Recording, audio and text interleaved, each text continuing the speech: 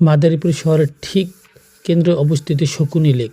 স্থানীয়ভাবে এটিকে মাদারীপুর লেক নামেও ডাকা হয়।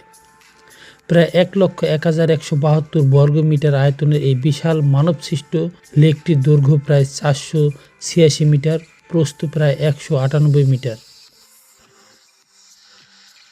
১৯৪৩ সালে আড়িয়াল খাঁ নদ থেকে শহরকে দক্ষিণে স্থানান্তরের জন্য লেকটি খনন করা হয়েছিল।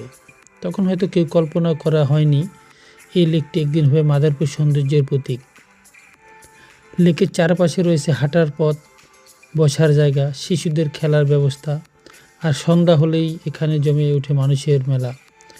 পরিবার পরিজন নিয়ে একটু সময় কাটাতে চাইলে মাদারীপুরের মধ্যে এমন মনোমুগ্ধকর জায়গা সত্যিই বিরল।